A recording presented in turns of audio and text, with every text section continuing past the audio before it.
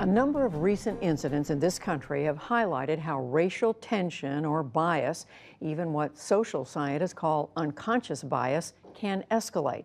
This spring and summer, those concerns have taken on new urgency and risen to national attention, as otherwise routine events have turned into confrontations among citizens and sometimes with the police. Yamiche Alcindor explores this issue further now. It's part of our Race Matters reporting.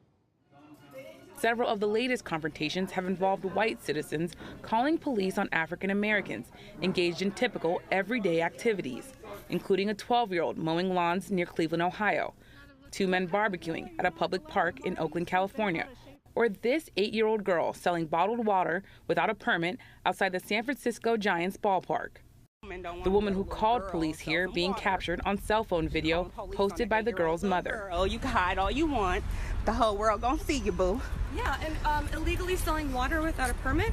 Yeah. On my property. It's not your property. The woman who made the call later apologized and denied her actions were racially motivated. Most of the incidents took place outside and in public and were caught on video that often went viral.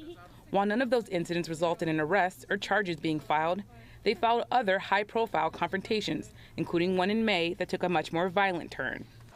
Police in Warsaw, North Carolina, responded to a call from Waffle House employees over an alleged argument with a black patron.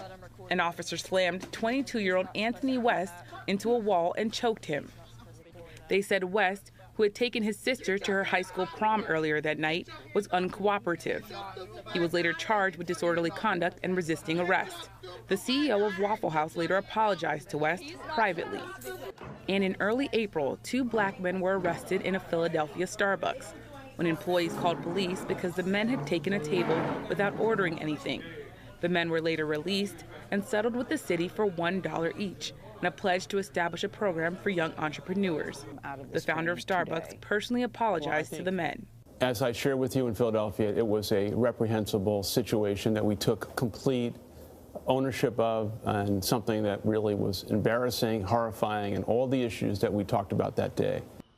And the company closed thousands of its stores nationwide a month later for a 1-day employee training session on how to recognize and overcome implicit or unconscious bias in their decision-making. All of this comes at a time when police behavior and response is under scrutiny, particularly when it comes to detaining and arresting black people. On June 19th, police in East Pittsburgh shot and killed 17-year-old Antoine Rose as he fled a car.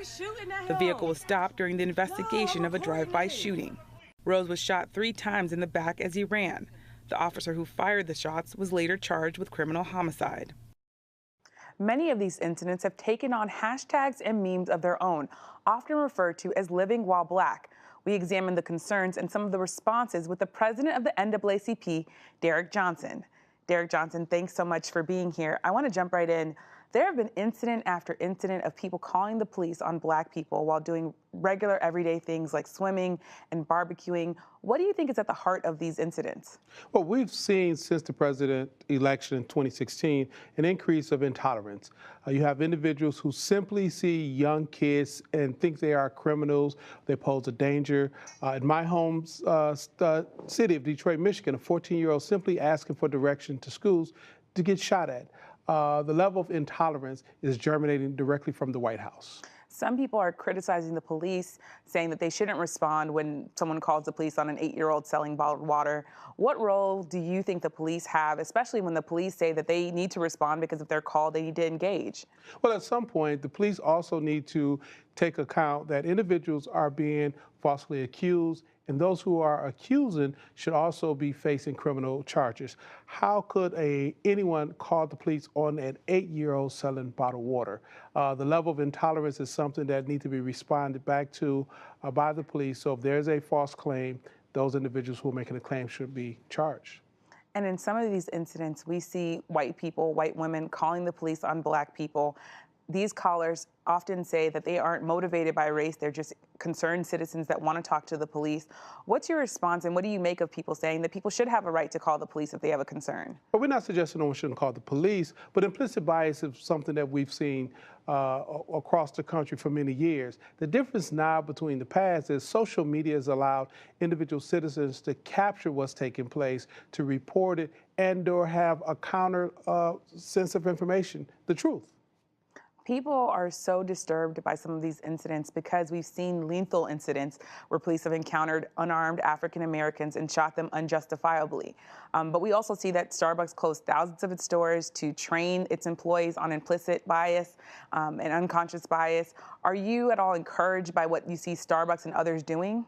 Well, when corporate citizens such as Starbucks understand the complexity of what's taking place, to take a step back, shut down the stores, take a loss to ensure that their employees understand the seriousness of misrepresenting someone's character or behavior, that's significant. Other corporations should take notes. So what do you think the NAACP is doing or should be doing to kind of counteract some of the things you just talked about? Well, presidential election is the high watermark of voter activity. Midterm elections is when activity go down.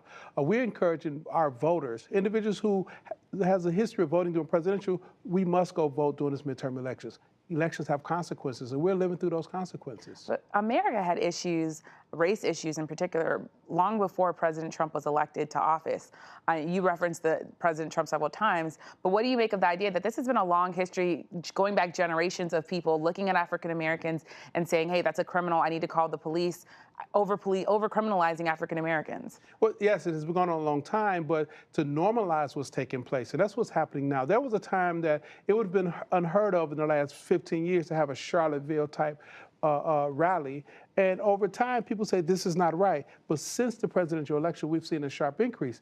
In fact, since the election of President Obama in 2008, we've seen this increase. And now there's a complete loss of civility in the public discourse, complete distrust, and media plays a key role in creating tribalism in ways in which we have not seen in many, many years. So do you believe that if someone can then go to the ballot box, elect an official that cares about racial discrimination, cares about these issues, that's going to stop someone from calling the police on a girl who's selling bottled water? Do you think that this is something that's ultimately political, or do you think that there is a cultural change that needs to be happening here? Well, it's an accountability question that I'm raising. Police officers only respond if there's accountability in place. So when you have accountable district attorneys to ensure that they will apply the law equally to bad actors, police officers, as they will criminals, then the police officers adjust their behaviors. If you have elected officials who are leaders in their communities and they put in place public policy to hold people accountable, then the level of intolerance will go away, and because there is an accountability measure that's in place. You talked about the laws, you talked about policies, but what we're talking about is white citizens looking at an African-American child selling bottled water and saying, I need to call the cops. That's not a law that can change. That's someone's heart or someone's mind looking at that child and saying something needs to happen here. Well, it's hard to legislate someone's heart. You know, the only thing you can do is put accountability measures in place and hope that different communities embrace a multicultural reality where people can have greater appreciation and understanding. I want to ask you about President Trump's nominee to the Supreme Court. We don't know who they are yet. However, a lot of these cases, lethal cases with police, they're ultimately litigated in the courts. In your opinion and in the view of the NAACP, what are some of the most important things that might come before the Supreme Court? So, for us, we're saying that the new standard that the majority leader established with the appointment of the last Supreme Court nominee should be the standard now. There shouldn't be anyone seated until after the new Senate is seated. That is because the Supreme Court is significant. We have the Voting Rights Act will be coming right back before the Supreme Court in the near future. You have all type of civil rights gains that we've seen over time will be coming before this court. And if we allow an activist court to undermine and wipe out the gains this country has made over the last 50 years, we will be a worse nation for that. Well, thank you so much for joining me, Derrick Johnson, the president of the NAACP. Thank you.